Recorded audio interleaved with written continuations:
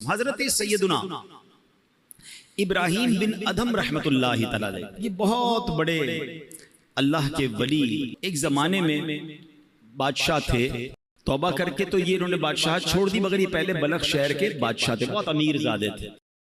تو ہوا یہ کہ ایک مرتبہ کسی نے آپ سے پوچھا کہ علی جان، یہ آپ کی زندگی میں انقلاب کیسے آیا؟ آپ تو بڑے بادشاہ تھے اور اب توبہ کر لی اور اب آپ ایک بالکل عام انسان کی زندگی بسر کرتے ہیں۔ تو فرمایا میں خراسان کے شاہی خاندان سے تھا، یہ ان دنوں کی بات ہے جب میں جوان تھا۔ ایک دن میں شکار کے ارادے سے جنگل میں نکلا اور میں شکار کے لیے جانور ڈھونڈ رہا تھا، اچانک مجھے غیب سے ایک آواز آئی، کوئی کہنے والا کہہ رہا تھا، اے ابراہیم کیا تمہیں اس لیے پیدا کیا گیا ہے؟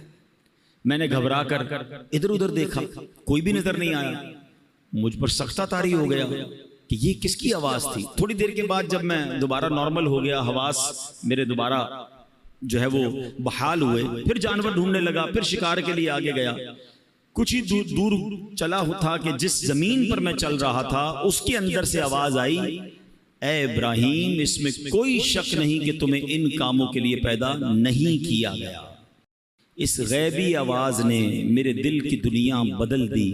میرا ملازم جو بکریاں چرا رہا تھا اس کو میں نے اپنا قیمتی لباس دے دیا، اس کا اونی لباس میں نے خود پہنا، سب کچھ چھوڑ چھاڑ کر میں مکہ مکرمہ کی طرف چلا گیا۔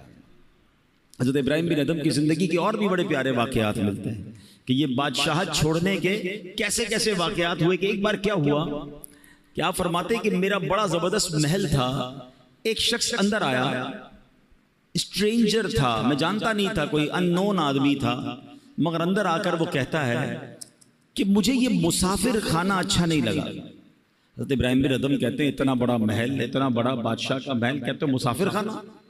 کہتے ہیں حضرت آپ کو مسافر خانہ نظر آ رہا ہے؟ اتنا بڑا محل ہے، اتنی شاندار کمرے ہیں۔ تو بزرگ کہتے ہیں یہ بتاؤ تم سے پہلے یہاں کون رہتا تھا؟ کہا میرے والد رہتے تھے۔ کہا اس سے پہلے کون رہتا تھا؟ کہا دادا رہتے تھے۔ اچھا اس سے پہلے کون تھا؟ کہا پردادا رہتے تھے۔ تو کہا پھر بتاؤ مسافر خانہ کس کو کہتے ہیں؟ ایک آتا ہے، پہلا چلا جاتا ہے، پھر اگلا آتا ہے تو اس سے پہلے والا چلا جاتا ہے، ایک آ رہا ہے دوسرا جا رہا ہے، مسافر خانہ نہیں تو کیا ہے؟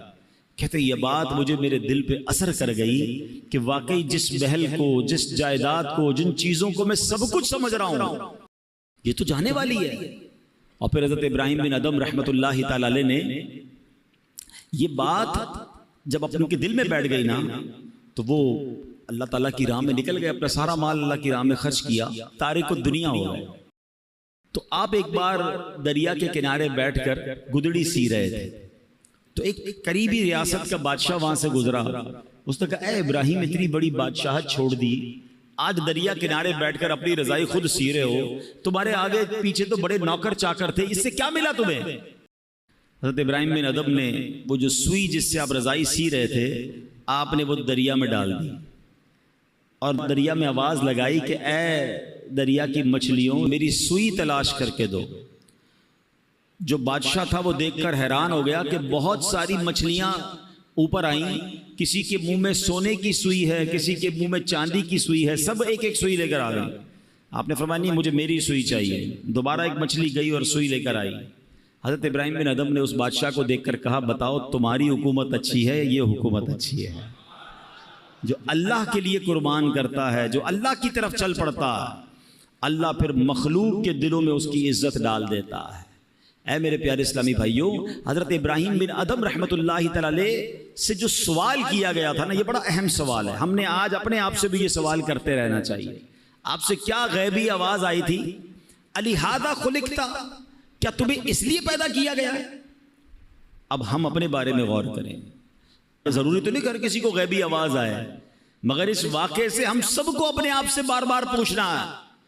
ہم جب موبائل استعمال کرتے ہیں اور جو کچھ دیکھ رہے ہیں تو کاش دل سے یہ سوال آئے کیا میں اس کام کے لیے پیدا کیا گیا ہوں جو میں کر رہا ہوں؟ اپنے آپ سے پوچھیں نا۔ اسی طرح ہم کچھ پڑھ رہے ہیں، کیا پڑھ رہے ہیں؟ یہ پڑھنے سے فائدہ ہوگا یا رب ناراض ہوگا؟ یہ پڑھنے والی چیز ہے بھی کہ نہیں؟ کاش اپنے آپ سے سوال کرے کیا جو میں کر رہا ہوں اسی لیے مجھے پیدا کیا گیا ہے؟ ہم کہیں جا رہے ہیں کس طرف جا رہے ہیں؟ نیکی کی طرف یا بری محفل کی طرف؟ شراب کھانے کی طرف، جوا کھانے کی طرف، بے حیائی کی طرف، دوستوں کے ساتھ برے کاموں کی طرف؟ کاش دل سے یہ سوال آ جائے، کیا تجھے اس لیے پیدا کیا گیا جس لیے تو جا رہا ہے؟ ایک ایک چیز ہم کاروبار کر رہے ہیں، جو بھی کاروبار کر رہے ہیں اپنے آپ سے پوچھیں کیا مجھے اس لیے پیدا کیا گیا جس انداز سے میں کاروبار کر رہا ہوں؟ ہم غور کر لیں اپنے ہر عمل پر۔ اے میرے پیارے اسلامی بھائیوں، اگر ایسا نہیں ہے تو پھر ایسا نہ ہو کہ رب عز و جل مجھ سے ناراض ہو جائے، کہیں میں اپنی زندگی غلط یا فضول کاموں میں تو نہیں گوا رہا ہوں۔